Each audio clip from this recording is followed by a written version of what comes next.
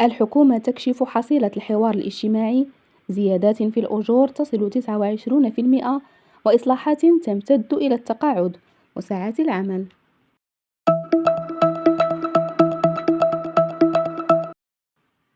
كشفت الحكومة خلال جولة الحوار الاجتماعي المركزي لدورة أبريل 2026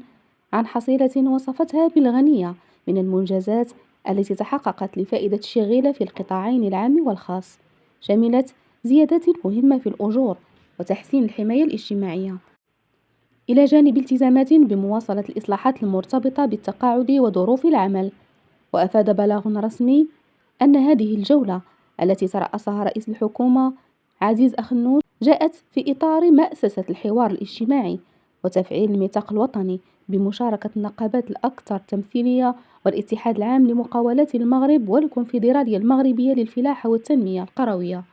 حيث شكلت مناسبة لاستعراض حصيلة الالتزامات المتبادلة بين مختلف الشركاء. وعلى مستوى القطاع العام،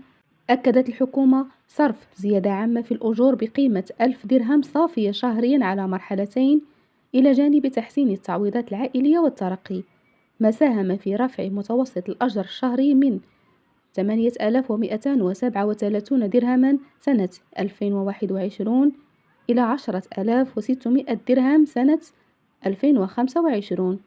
بزيادة إجمالية بلغت حوالي 29%.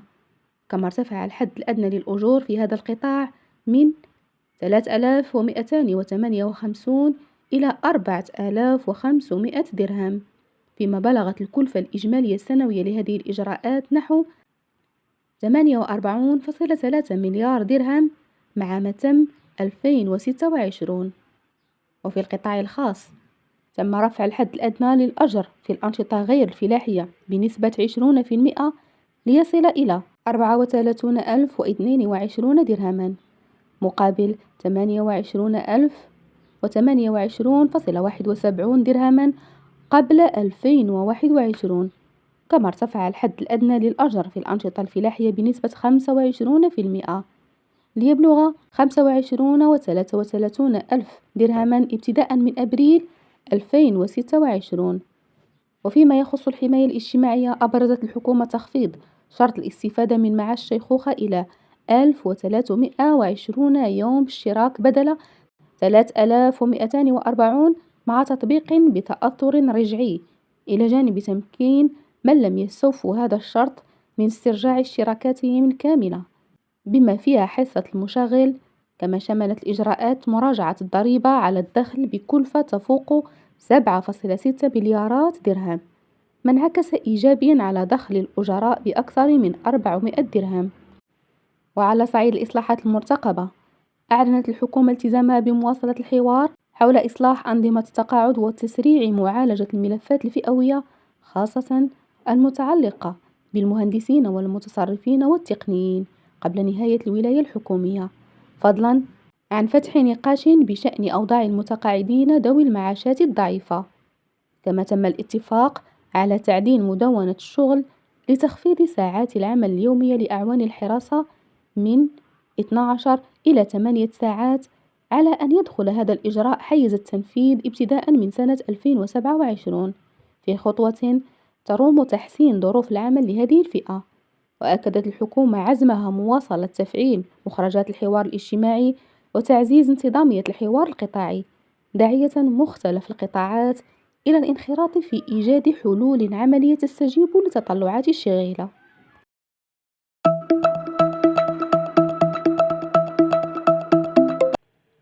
الحوار الاجتماعي، الزيادة في الأجور وتحسين القدرة الشرائية للمواطنين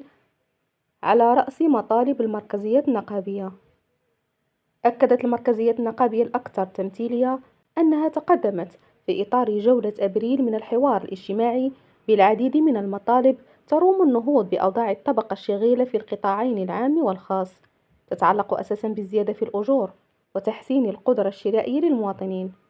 وأبرز ممثلو هذه المركزيات في تصريحات للصحافة عقب اللقاءات التي عقدتها الحكومة مع مختلف الفرقاء الاجتماعيين برئاسة عزيز أخنوش أن هناك العديد من القضايا تتطلب استجابة سريعة من قبل الحكومة، خاصة على مستوى الزيادة في الأجور ومعاشات المتقاعدين وتحسين القدرة الشرائية للمواطنين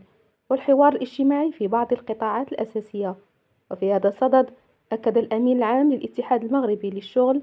الميلودي مخارق أن المطالب التي تقدمت بها المركزية النقابية عادلة ومشروعة، مشيرا إلى أن الحكومة مدعوة إلى اتخاذ تدابير تروم الحفاظ على القدرة الشرائية لعموم المواطنين وللطبقة العاملة على الخصوص، وذلك من خلال التخفيض الجزئي أو الكلي للضريبة على القيمة المضافة والضريبة على الاستهلاك الداخلي. وأوضح أنه تمت المطالبة كذلك بزيادة عامة في الأجور وبمتابعة تخفيض الضريبة على الأجور التي تعتبر مرتفعة وبالزيادة في التعويضات العائلية بالنسبة للأطفال. كما تم اقتراح زيادة عامة في معاشات المتقاعدين مع سن معاش أدنى لا يقل عن الحد الأدنى للأجور. وأضاف السيد مخارق أن الاتحاد المغربي للشغل دعا الحكومة أيضا إلى فتح الحوار من أجل تجويد القوانين الأساسية لعدد من القطاعات. من جهته أكد الكاتب العام للاتحاد العام للشغالين بالمغرب النعم ميارة أن الاتحاد ركز في مطالبه على حماية القدرة الشرائية للأجراء والمتقاعدين من خلال تحسين الدخل، وكذا على مجموعة من الإشكالات القطاعية المتعلقة بعدد من الأنظمة الأساسية التي ينبغي للحكومة أن تعمل على إخراجها إلى حيز الوجود. وأشار السيد ميارة إلى أنه جرى التطرق أيضا إلى ضرورة إدخال تعديلات حقيقية على مدونة الشغل التي تهم الأجراء الذين يشتغلون أكثر من 8 ساعات في اليوم وفي ظروف استثنائية، وكذا إلى قضايا قطاعات تعرف ركودا في الحوار الاجتماعي. وعبر عن الأمل الذي يحدو الاتحاد العام للشغالين بالمغرب في أن تتم جدولة هذه المطالب، لا سيما أن الأجراء يعتبرون جزءا أساسيا من التنمية الاقتصادية والاجتماعية. من جانبه قال الكاتب العام للكونفدرالية الديمقراطية للشغل خالد الهوير العالمي إن جولة الحوار الاجتماعي لأبريل 2026 تأتي في ظرفية صعبة، داعيا إلى العمل على التغلب على تداعيات ارتفاع الأسعار الذي يمس القدرة الشرائية للمواطنين. وعبر عن الأسف لكون معاشات المتقاعدين لم تعد تلائم الوضع المعيشي للمغاربة، وهو أمر يتطلب إجراء ملموسا، مشيرا إلى وجود مجموعة من الالتزامات المتضمنة في اتفاقات سابقة لم تترجم بعد على أرض الواقع. من جهة أخرى عقد رئيس الحكومة لقاءين مع كل من ممثلي الاتحاد العام لمقاولات المغرب والكونفدرالية المغربية للفلاحة والتنمية القروية.